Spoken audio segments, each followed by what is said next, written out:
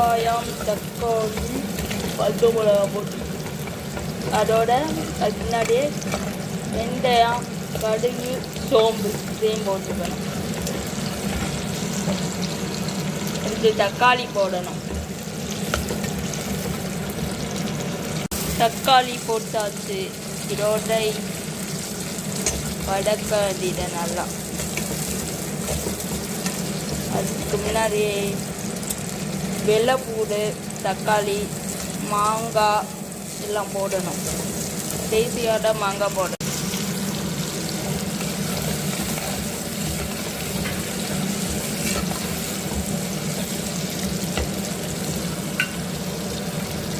மஞ்சத்தூள் 1 ஸ்பூன்,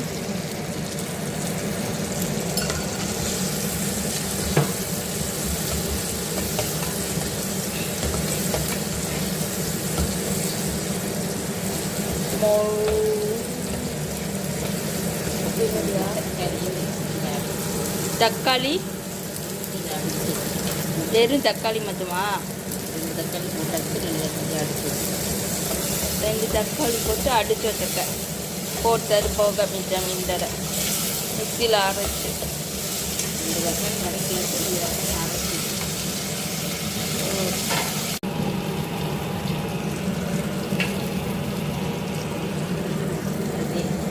என்னென்ன போட்டிருக்கா? மிளகா, மல்லித்தூள், போட்டு சீரகம் போட்டு. ஆமாம், இந்த விழுது ஒன்று போட்டில்ல, மிளகு, சோம்பு. மிளகு, சோம்பு, கொஞ்சோண்டு தேங்காய். சரி, அதுக்கு முன்னாடி அந்த இது தக்காளி, அது தக்காளி பாதி தக்காளி அரைச்சி ஊற்றினேன். 2 தக்காளி போட்டு இன்னொன்று தக்காளி ஏதோ அரைச்சி ஊற்றிருக்கேன் இதோட. அப்புறம் வந்து அந்த மிளகாத்தூள், மல்லித்தூள், வெங்காயம், வெள்ளைப்பூடு அதையும் சேர்த்து அரைச்சி வில்லுது மாதிரி அந்த இது போட்டுக்கேன். அதுக்கப்புறம் வந்து அந்த தேங்காய், சோம்பு, மிளகு 3 அரைச்சி மறுபடியும் ஊட்டாடிட்டேன். இப்போ கலக்கி வந்து இது அப்படியே பார்க்க உங்களுக்கு கருணக்கிழங்கு கிரேவி மாதிரி இருக்கும். இதை அப்படி கேட்டு போயிருக்கான். இப்போ இதோட புளி தண்ணி ஊற்ற போகிறோம்.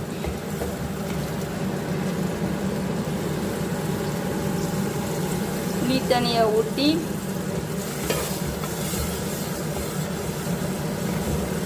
கொஞ்சோண்டு கொதிக்க விடணுமா? கொதிக்கிறது. கொதிக்கணும். தேவையான அளவு உப்பெல்லாம் ஆல்ரெடி சேர்த்தாச்சுங்க தேவையான அளவு. இதுக்கப்புறம் மிளகாத்தூள் சேர்க்கணும்ல, இது சேர்க்க வேண்டாம். அதுக்கப்புறம் கொதிக்க வேண்டியதேன். அப்புறம் வந்து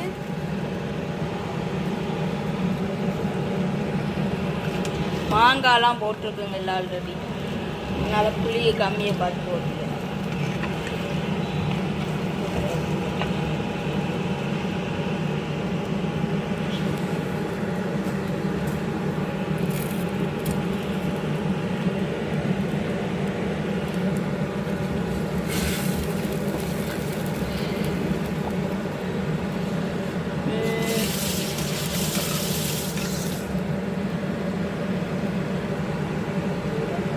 மாங்காய் இப்போ தான் போடுறோம். முன்னாடியே போட்டிருக்கோம். பச்சை மாங்காய் அதுவும் இங்கே போடுறாங்க போடுறோம்.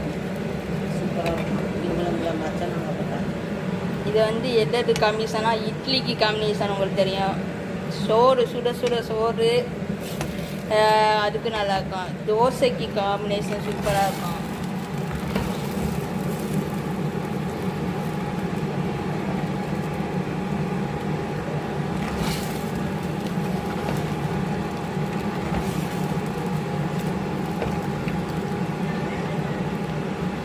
சூப்பர்.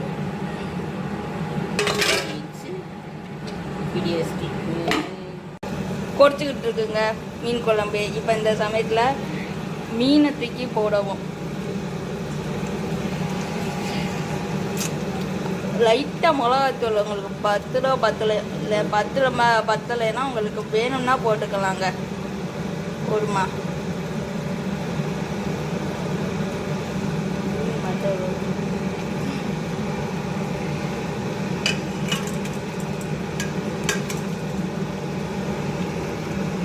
இதோட நீங்கள் இன்னொன்று 2 ரூபா ஊற்றணும்னா தேங்காய் பால் ஊற்றணுனாலும் ஊற்றிக்கலாங்க, நல்லாயிருக்கும். உரைப்பாக இருந்தால் தேங்காய் பால் ஊற்றிக்கலாம், சூப்பர். உரைப்பு இல்லாமல் நல்லாயிருக்கும்.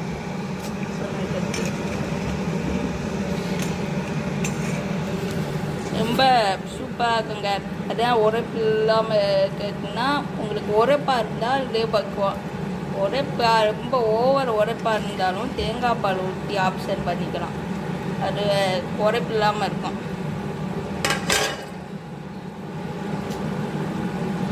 அடுத்து நெக்ஸ்ட்டு மீன் எப்படி வெந்திருக்கு அப்படின்றத அடுத்த ஷார்ட்டில் காமிக்கிறோம். இப்போ இதோட வெள்ளைப்பூடு போடுங்க, 5-6 பல் வெள்ளைப்பூடு, அதாவது கடைசியாக தான் போடணும். அதை இதோட வெள்ளைப்பூடு கடைசியாக போடணும், 5-6 பல். இது வந்து எதுக்கு இந்த இதுவும் உங்களுக்கு போடுறதுன்னு நினச்சா போட்டுக்காங்க, வாசத்துக்கு. ரொம்ப கவுச்சி அடிக்கிற மாதிரி இருந்துச்சுனாலும் அது அந்த ஃப்ளேவர் இருக்காண்டே தான். இது காய்ச்சி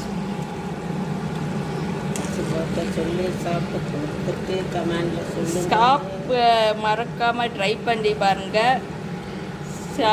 சேனலை சப்ஸ்கிரைப் பண்ணுங்கள், பக்கத்தில் இருக்க பெல் ஐக்கானை கிளிக் பண்ணுங்கள். வச்சு பார்த்து ட்ரை பண்ண பார்த்துட்டு கமெண்டில் எனக்கு ஷேர் பண்ணுங்கள்.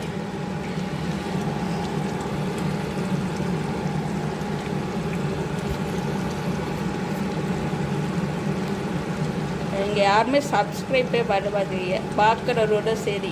அதுக்காமல் அந்த பெல் ஐக்கனை பக்கத்தில் இருக்க பெல் ஐக்கனை தட்டி விட்டுருக்க, சப்ஸ்கிரைப்பும் பண்ணி விட்டுருக்க. அப்படி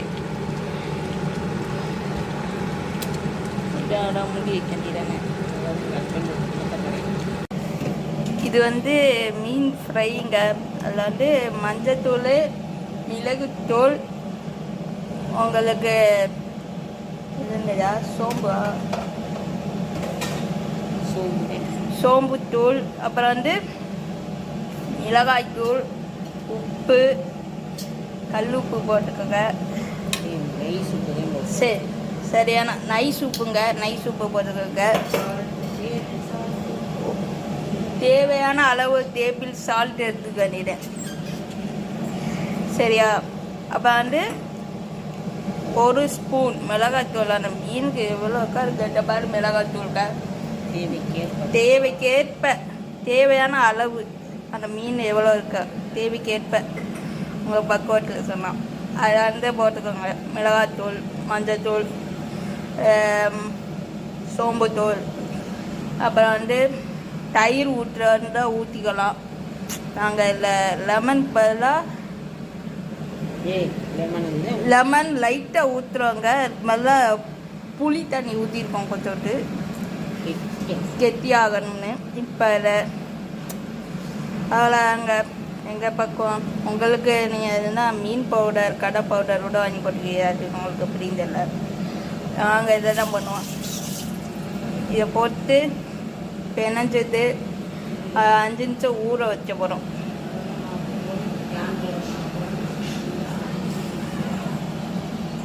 ஐயோ ஓகேவா, சாரி. அதோட இப்போ அது முன்னாடி சொன்னாங்களா ஊற வச்சுனாலாம் இல்லைங்க. அதுக்கு முன்னாடி அரிசி மாவு, கார்ன்ஃப்ளவரு, உங்களுக்கு வேணா தயிர், ஃப்ரெஷ் க்ரீமு எது வேணாலும் ஊற்றிக்கலாங்க.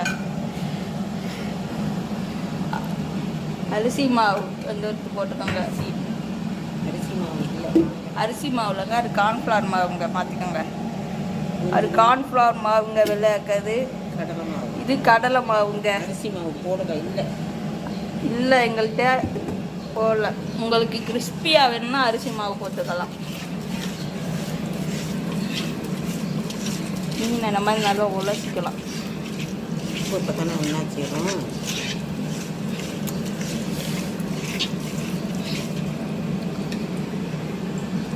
நேரம் வச்சிருக்கோம்.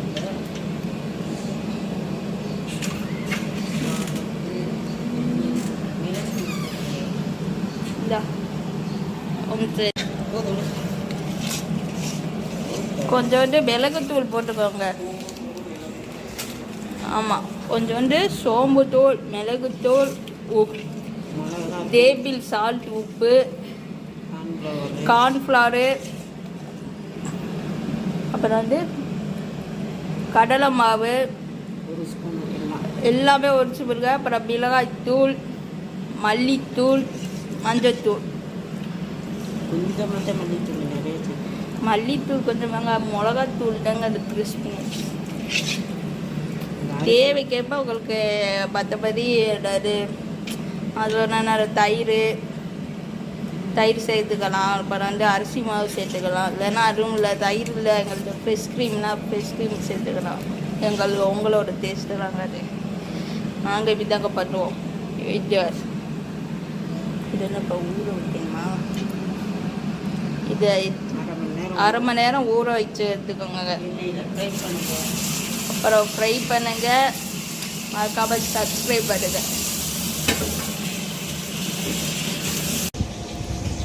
இதுதான் எங்கள் வீட்டில் மீன் குழம்பு, மீன், ஃபிஷ் ஃப்ரை. சாப்பிட்டு பாருங்க. இதே மாதிரி இருக்கும். நீங்கள் பச்சா ட்ரை பண்ணி பாருங்க. மறக்காமல் சப்ஸ்கிரைப் பண்ணிடுங்க. பக்கத்தில் இருக்க பெல் ஐக்கானை கிளிக் பண்ணிடுங்க. பண்ணிட்டு கமெண்டில் ஷேர் பண்ணுங்கள்.